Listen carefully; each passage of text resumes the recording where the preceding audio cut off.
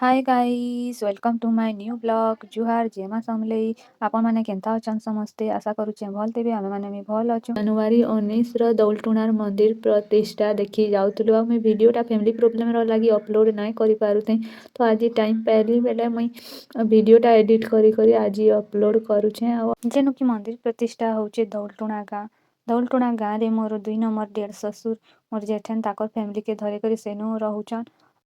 तो जेन गाँव रे भी मंदिर प्रतिष्ठा हो कि यात्रा हो कि जे भी ओकेजन हो कि काଣା होउथुले फैमिली थिले तो बहुत भल लागसी आउ तार मजा किछि अलग है। तो आमे भी इटा नुआपाली रास्ता पार हे गलुन नुआपाली मोर बड़ जेठेर माँ घर दौलटुणा आउ नुआपाली पाखे पाखे आमे नदीर ब्रिज दौलटुणार पहुँची गलुन आउ टिके आगे गले दौलटुणा पहुँची जाबा। तो आमे इटा स्कूल निके दौलटुणार पहुँची आसलुन इनु कीर्तन पार्टी आरु भागवत पार्टी आसी आइथिले न दिन रे जेतला न 11 और खरा बेलिया टाइम हेतला न भीड़ भाड़ भी यात्रा लगी मंदिर प्रतिष्ठा लगी हेई बसथिले न आमे बाइक रे ता धीरे धीरे जाउछु का करके भीड़ हेचन केनो का के दिसी गले भी बहुत बड़ विपद हे जाबा बोली थरे तो फैमिली प्रॉब्लम हेई सारिछि दुर्घटना तो सेतिले डरी डरी तो आमे इटा आसी आइलु न जेनु कि मंदिर प्रतिष्ठा होचे से जगह के और आगो भी शनि मंदिर प्रतिष्ठा हेथिला इ जगह के आमे मोर मिस्टर मुई आसी थिलु प्रतिष्ठा के इठानु आउ गाड़ी आके जाई ना दउथे तो गाड़ी साइड रे पार करी करी रख कहले आ इ जगह नु हम मोर देढ़ सास र ताकर हस्बैंड आसीथिले दादा तो ताहाकु जुहार भेट घाट हेलु आ आमे घर आड़के आके गलु नानी घर के तो इनु आमे चाली चाली गलु इ जगह रे भोग दिया दुई करा होथला आमे इटा पले आसलु न रास्ता रे देख सबु बाट मुहे कलसी बसा हेछि आ इटा जाय भी मंदिर प्रतिष्ठा हैला इटा तो कलसी आहाचिनी बसा होचे कलश और इ जगह रे भागवत करबार लगी गाँ खुली गाँ र मझारे तार माने पेंडाल करिथिले आ गड़ुर खम भी प्रतिष्ठा करा हैला और टिके आगे गला परे नानी घर अच्छे जेन जगह के आमे नानी घर के मोर डेढ़ ससुर घर के पले आसलु न इटा सबे समकु मोर झियारी पुतरा माने अछन सबे समकु जुहार भेट घाट हेलु इटा मोर भंजा और भंजा जुए अछन समस्ते तो इनु कथाबार्ता होचन मुई मुड़िया मुड़ी माली भंजा भंजी को आउ इटा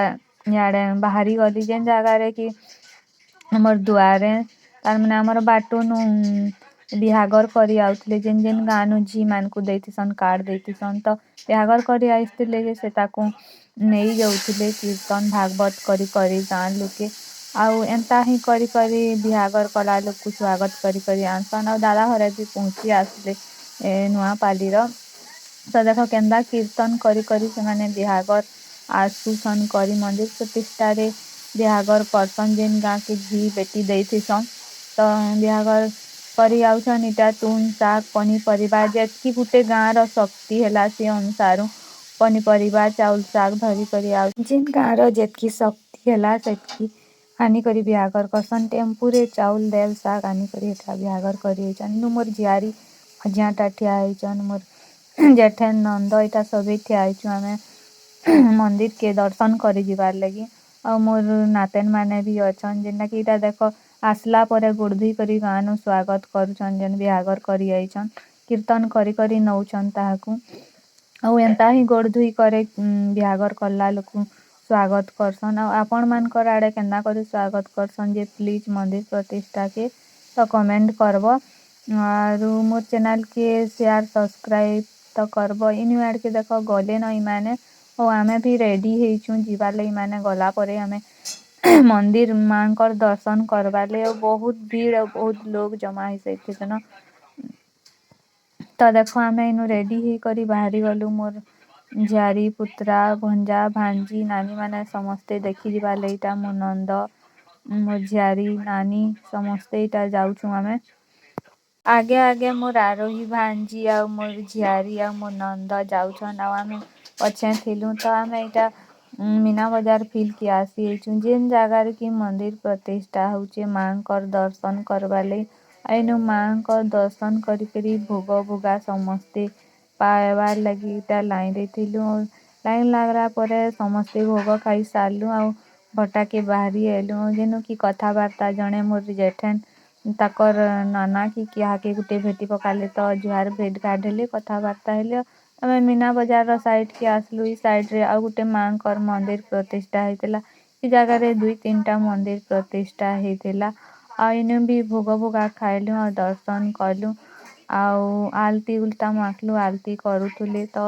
5-10 ମିନିଟ୍ ଇନୁ ଅଟକିଲୁ କାଁ କରି ଆଳତି ମାଖବାର୍ ଲାଗି ଆଉ ବହୁତ ବଢ଼ିଆ ଶାନ୍ତି ଲାଗଲା। ଆଳତି ଟାଇମ୍ରେ ତ ପହଞ୍ଚିଲେ ଭଲ ଲାଗ୍ସି ତ ଆମେ ଆରତି ସାରଲୁ ଆଉ ମୀନା ବଜାର ଯିବାର୍ ଲାଗି ସମସ୍ତେ ଇଟା ବାହାରି ଆଇଲୁ। ମୋର୍ ଝିଆରୀମାନେ ସମସ୍ତେ ଇଟା ଇଆଡ଼କେ ମୀନା ବଜାର ମୋର୍ ଭାଣିଜି ଇଟା କାଣା ଘିନମି ବୋଲିକରି ଦେଖୁଥିଲେ।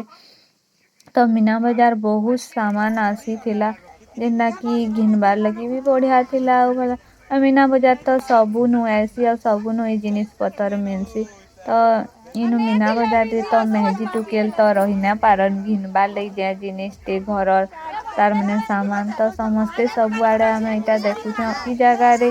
ମୋର୍ ଭଣଜା ରେଣ୍ଟ କରୁଥିଲେ କି ଛୁଆମାନେ ଯେନ୍ତା କୁଡ଼ି କାଚି ଘିନସନ୍ ସେଟା ରେଣ୍ଟ କରୁଥିଲେ ଘିନମି ବୋଲିକରି ଆଉ ବିଲକୁଲ ହିଁ ନାଇଁ ମାନୁଥାଇ ଆଉ ରେଣ୍ଟ ତ ତାକର ବହୁତ କି ନାନୀ ବି ବୁଝେଇ ବୁଝା ଦେଖିଲେ ସେ ଲୋକକେ ଏତ୍କି କେ ଦେବୁ ବେଲେ ଦେ ତ ବୋଲିକରି କମ୍ ପଇସା କେ ତ ସେ ବି ନାଇଁ ମାନଲା ଆଉ ମୋର୍ ଝିଆରୀ ଇଟା ମଝିଆଟା ଘିଚି ତେଲ ନଉଛନ୍ ସେ ବହୁତ ରେଣ୍ଟ କରୁଛନ୍ ନାଇଁ ମାନବାର ବିଲକୁଲ। ଆଉ ଏନ୍ତା ଯାତ୍ରା ଦେଖି ହେଲେ ତ ଛୁଆମାନେ ସମସ୍ତେ ଏନ୍ତା ରେଣ୍ଟ କରସନ୍। ଆଉ ଇ ଜାଗାରେ ମୋର୍ ଭାଣିଜି ଡେଗମି ବୋଇଲେ ତ ଛୁଆମାନେ 3-4ଟା ଡେଗମି ବୋଲିକରି ମୋର୍ ଆରୋହି ଭାଣିଜି ସୋନୁ ମୋର୍ ପୁତରା ଆଉ ମୋର୍ ଝିଆରୀ ଆଉ ମୀରା ତାର ମାନେ ଡେଗବାର୍ ଲାଗି ଚଢ଼ିଗଲେ ଉପରକେ ଆଉ 3ଟା ଡେଗୁଛନ୍। ଦେଖ କେତେ ବଢ଼ିଆ କେତେ ମସ୍ତି କରୁଛନ୍। ତାର ପରେ ଭଣଜା ଆଇଲେ ମୁଇଁ ବି ଡେଗମି କହିଲେ ଆଉ 3 ଲୋକ ଏଟା ଚଢ଼ି 4 ଭାଇ ଭଉଣୀ ଚଢ଼ି ଯାଇଛନ୍ ଆଉ ଏଟା ଡେଗୁଛନ୍ ସେ ଜାଗାରେ ବହୁତ ଏଞ୍ଜୟ କରୁଛନ୍। ସେ ଚଢ଼ି ନା ପାରବାର ଏଇଟା ଚପଲ ନାଇଁ ଖୋଲିଲେ ମୁଇଁ ନାଇଁ ଚଢ଼େ ବୋଲି ରେଣ୍ଟ କରୁଛନ୍। ତ ମୋର୍ ବଡ଼ ଯେଇଛନ୍ ଚପଲ ଖୋଲି ନେଲେ ଆଉ ଚଘି ନେଲା ପରେ ବି ନେଇଆ ବସଲେ ବୋଇଲେ ତାକର ଦିଦି କି ଗଲେ ତ ଡାକୁଛନ୍ ତାକର ଦିଦି କି ଦିଦି ଏ ଦିଦି ଆ ନେଇଆ ବୋଲିକରି ତ ମୋର୍ ଭାଣିଜି ନେଇ ଆସିଲେ ଆଉ 2 ଭାଇ ଭଉଣୀ ଗଲେ ଆଉ ଏଟା 4 ଭାଇ ଭଉଣୀ ଡେଗୁଛନ୍ ସେ ଡେଗି ନା ପାରବାର ବସି ପଡ଼ଲେ ତ ଦେଖ କେନ୍ତା ରଡ଼ୁଛନ୍ ଯେ ଆରୁ ସେ ଡାକୁଛନ୍ ଏ ଦିଦି ବୋଲିକରି ଉଠି ନା ପାରବାର ତ ଭଣଜା ଆରୁ ଭାଣିଜି 2ଟା ବସି ପଡ଼ିଛନ୍ ଆରୁ 2 ଭାଇ ଭଉଣୀ ତ ସାର୍ଟ ଆରୁ ଟପ୍ ତ ମ୍ୟାଚିଂ କରିଛନ୍। 4 ଲୋକ ବହୁତ ଏଞ୍ଜୟ କରୁଛନ୍ ଆଉ ଡେଗୁଛନ୍ କେତେ ଉଷଦ ଅଛନ୍। ତ ଇ ଜାଗାନେ ଛୁଆମାନେ ଡେଗି ଡୁଗା କରି ଏଞ୍ଜୟ କରିସାରଲେ ଆଉ ଆମେ ଇଟା ଭୋଗ ଖାଇ ଯିବାର୍ ଲାଗି ସମସ୍ତେ ବାହାରି ଗଲୁ ଆଉ ଭୋଗ ଖାଇକରି ଦେଖ କେତେ ଲୋକ ଆସି ସାଇଲେନ ଭକ୍ତମାନେ ଆଉ ଯାତ୍ରାରେ ମନ୍ଦିର ପ୍ରତିଷ୍ଠାରେ